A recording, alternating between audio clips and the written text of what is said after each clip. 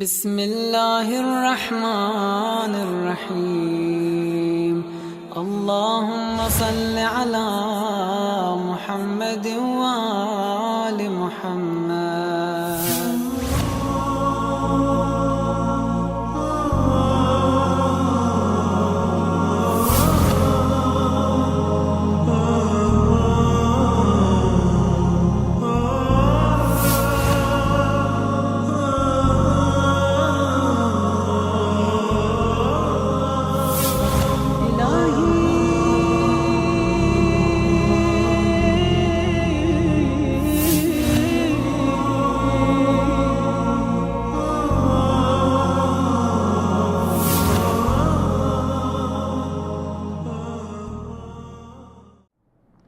أعوذ بالله السميع العليم من الشيطان اللعين الرجيم. بسم الله الرحمن الرحيم.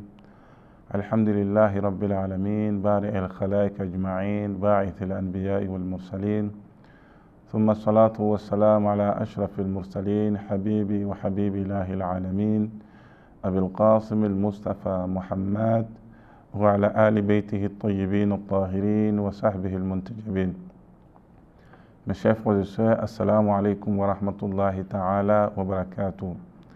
Et nous sommes dans le cadre, encore une fois de plus, de l'enseignement de la jurisprudence islamique. Et nous avons commencé à exposer les points, à vous entretenir, mes chers frères et sœurs. Sur certains points concernant le grand lavage, nous avons commencé à parler du grand lavage, parlant aussi du bain mortuaire. Après le bain mortuaire, nous avons essayé de toucher les grands lavages qui sont causés, avec des causes particulières aux femmes. Nous avons essayé de commencer en cela. Je vais parler du menstru qui fait partie des causes. Je vais parler aussi de la lochie qui fait partie des causes. Je vais parler aussi des pseudo-menstru qui est appelé couramment el-istihada. Donc nous avons essayé de commencer, mes chers frères et sœurs, à parler de ces points-là. Et nous sommes arrivés, mes chers frères et sœurs, disons que réellement que les signes précurseurs réellement de la règle ou de menstru que nous allons essayer de toucher ces points, Inch'Allah. Pour les débutants, il est important qu'on puisse réellement connaître ces points. Ce sont des signes. Pour quelqu'un qui vient d'être, si je peux m'exprimer ainsi, vient de voir ces règles, quels sont les points qu'il doit réellement essayer de faire attention pour ne pas qu'il puisse réellement se tromper, prier dans l'état de menstru, etc., qui est d'ailleurs interdit. Et nous allons essayer de vous citer ces points. Et mes chers frères et sœurs, il faut comprendre que l'âge de la puberté, c'est le moment pour la femme afin que le coulement du sang, du règle, puisse réellement se manifester. Et en ce moment, mes chers frères et sœurs, si elle a atteint l'âge de la puberté, qu'il y a eu sang, le coulement du sang, avec bien sûr des caractéristiques bien précises, mes chers frères et sœurs, il est demandé alors de considérer ce sang-là comme étant bien le sang du règle ou de menstru. Mais si c'est avant, c'est manifesté avant l'âge de la puberté, il est demandé de ne pas considérer ce sang comme étant bien le sang du menstru ou le sang de la règle de femmes que les femmes connaissent pendant les mois une fois ou plus de fois. Mes chers frères et sœurs, il faut comprendre que dans ce sens-là, le descendant de Ahlul Bayt ne voit plus les règles à l'âge de 60 ans. Je vais parler de l'âge de la ménopause. L'âge de la ménopause pour les femmes, généralement, se trouve entre 50 et 60 ans. Et 50 pour les gens qui ne font pas partie des descendants des Ahlul Bayt, qui ne sont pas des Saadat, si on peut s'exprimer ainsi. Elles atteignent l'âge de ménopause à l'âge de 60 ans, et 50 ans plutôt. Mais lorsqu'il s'agit, mes chers frères et sœurs, des descendants des Ahlul Bayt, des Saadat, l'âge de la ménopause pour Saadat est 60 ans. Donc, mes chers frères et sœurs, ainsi tout écoulement du sang qui se produit chez la femme au-delà de l'âge indiqué n'est pas valeur de règle. Il faut comprendre qu'avant l'âge de la puberté, le sang qui s'écoule ne doit pas être considéré comme le sang du menstru ou du règle. Et le sang qui vient encore après l'âge de la ménopause ne doit pas être considéré comme étant sang de règle, de menstrues ou de la règle que les femmes voient chaque mois. Et ne doit pas être considéré ainsi. Donc, il faut vraiment faire beaucoup attention.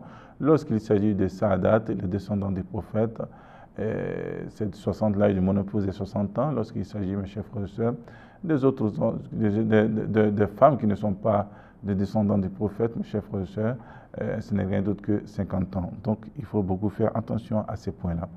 Nous avons aussi, mes chers frères et sœurs, les règles ne durent pas moins de 3 jours et aussi le coulement sanguin ne s'arrête qu'avant 3 jours n'a valeur de règle.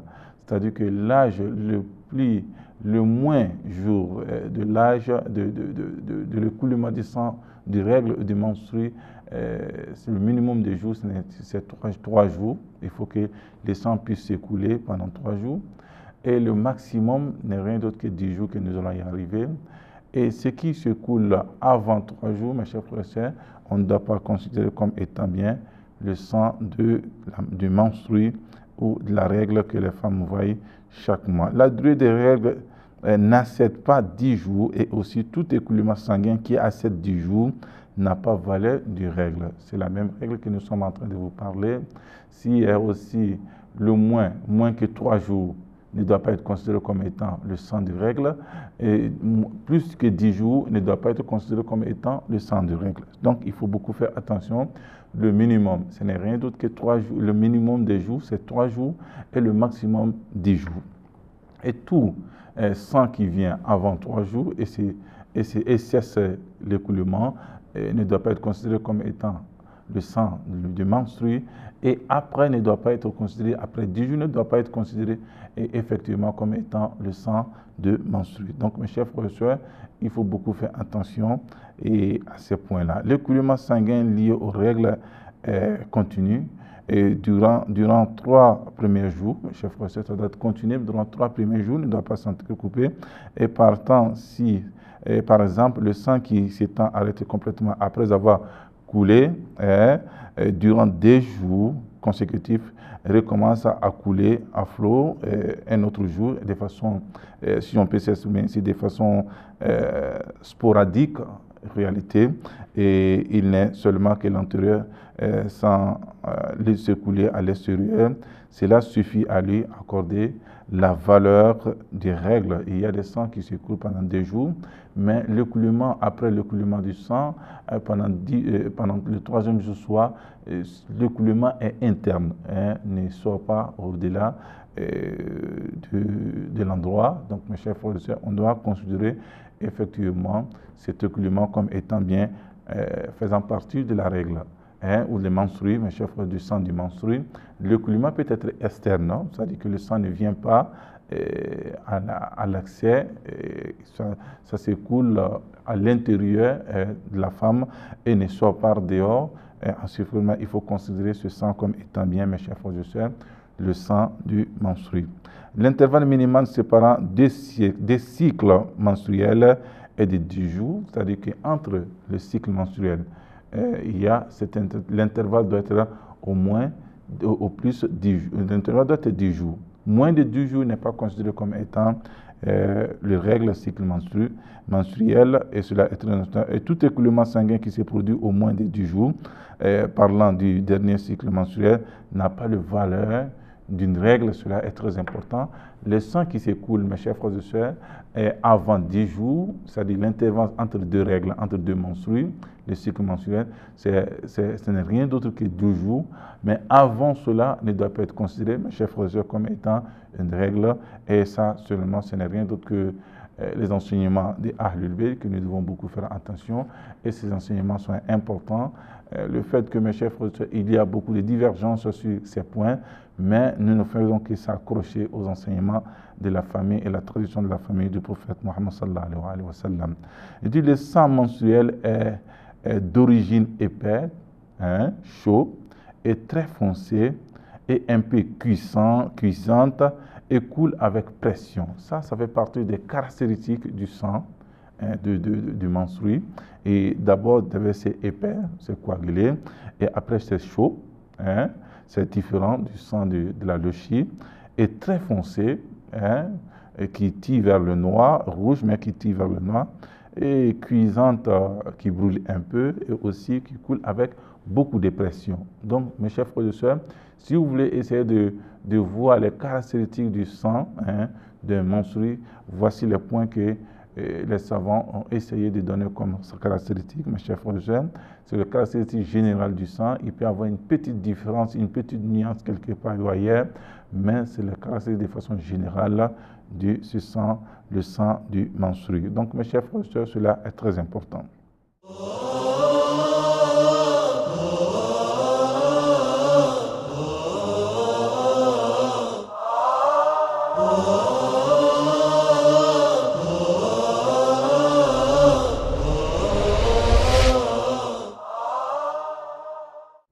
Et lorsque nous avons les catégories règles de disposition régissant chacun d'elles et considérant d'après, mes chers frères et sœurs, le début et la fin de la durée de les menstrues, et les femmes sont divisées en 6 catégories. Si on veut parler des règles générales des femmes, les femmes se divisent en 6 catégories, mes chers frères et sœurs. Dans ces 6 catégories, nous allons essayer de toucher un peu. Et il y a la débutante, celle qui vient de débuter les règles, c'est sa première fois de voir les règles. Celle qui n'a jamais vu des règles auparavant, il y a cela. Il y a aussi l'intermédiaire et celle qui n'en est pas à ses premières règles, mais qui, quoique non encore ordonnées, c'est-à-dire que intermédiaire, elle est en train de voir si réellement d'essayer de donner l'ordonnance de ces règles, et cela est très important. Elle n'est pas débutante, mais elle est intermédiaire entre débutante et l'ordonnée. Donc, elle est en train de voir le cas, essayer de préciser la durée du jour et le moment de la règle. Elle essaie de préciser cela. Donc, on parle réellement de l'intermédiaire. Il y a aussi l'ordonnée et celle dont le nombre de jours des règles est toujours le même, et quoique la date ne soit pas fixe. Vous voyez, il peut y avoir la date n'est pas fixe, mais l'ordonnée, c'est-à-dire que la date, le jour, le nombre de jours est connu. Mais cela peut être, mes chers frères, au début du mois, à la moitié du mois ou à la fin du mois. Cela n'est pas précis. Mais lorsque l'écoulement du sang commence, je vais parler de l'écoulement du sang du menstrué commence, mes chers frères et sœurs, et tout de suite là, vous allez voir que peut-être que le sang s'arrête toujours entre 4 à 5 jours. Entre 4 et 5 jours, donc on appelle cette femme-là comme si elle était l'ordonnée. Il y a cela, mes chers frères et sœurs, et il y a aussi l'écoulement du sang. Nous en avons la disposition particulière, c'est-à-dire que si partant de la date du sang commençant à s'écouler, il y a 8 des signes percusseurs. Il y a aussi une femme motariba, c'est-à-dire que si j'ai dit, il n'y a ni de jours, ni de dates précises. Donc, mes chers frères et sœurs, cela est difficile réellement pour elle. Elle doit essayer de voir les caractéristiques du sang et aussi réellement de toujours vérifier le sang et l'écoulement du sang. Il y a ce point. Il y a l'autre, mes chers frères et sœurs, et la date et aussi le temps bien précis. C'est-à-dire qu'à chaque premier mois, elle voit ses règles pendant 10 jours, pendant 5 jours, pendant 6 jours, elle voit ses règles pendant ces jours et les règles, le cycle menstruel se cesse. Voilà à peu près, mes chers frères et sœurs, les points et les gens, les femmes qui sont là comme étant bien. Il y a la débutante qu'on appelle El Mubtadi'a. Nous avons aussi El Mutariba, celle qui vraiment qui est en étant des bouleversements dans le truc. Il n'y a ni des jours et ni aussi, mes chers frères et sœurs, de date. Mais il y en a encore celle qui est ordonnée par la date. Chaque 5 du mois, elle voit ses règles, mais elle ne peut peut-être pas connaître le jour. Mais la date est connue. Mais il y a une autre encore chaque 5 du mois, et pendant 5 jours, elle voit ses règles. Celle aussi, elle est ordonnée. Et effectivement, nous étions en train de parler, mes chers frères et sœurs, de ces points. Il y a telles différentes catégories de femmes. Il y a l'ordonnée, il y a celle qui est bouleversée dans ses règles. Elle ne connaît pas ni les jours ni le temps. Il y a celle qui connaît les jours et le temps. Et il y a celle qui est aussi débutante. Donc, mes chers frères et sœurs, voilà à peu près les catégories, les principes, les catégories des règles de la disposition régissant chacun chacune d'elles dans ce cas précis.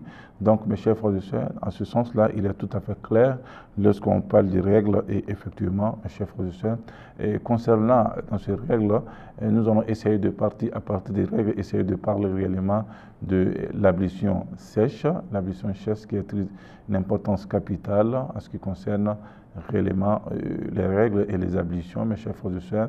Si nous n'avons pas de l'eau, l'ablution sèche, c'est une formule d'ablution, une forme d'ablution que lorsqu'on fait cette ablution, ce n'est pas à l'intervention d'eau, c'est avec les objets naturels tels que la pierre, la terre et tout ce qui provient de la terre, sauf que la nourriture aussi, les habits que nous ne pouvons pas l'utiliser pour en faire. Nous pouvons utiliser le bois, etc., les pierres, le sable, etc., pour faire l'ablution pluvérale, mes chers frères et sœurs, et Inch'Allah, et pendant ces conditions, la condition des ablutions pluvérales, c'est l'ablution qui s'est faite sans l'intervention de l'eau, et cette ablution, mes chers frères et sœurs, elle est très importante. Dans le cas que nous sommes malades, nous ne pouvons pas utiliser d'eau, et dans le cas que nous avons manque de temps, le fait de faire les ablutions comme il le faut, et nous serons essayés on n'aura pas le temps, mes chers frères et sœurs, de rattraper le temps imparti vraiment de la prière.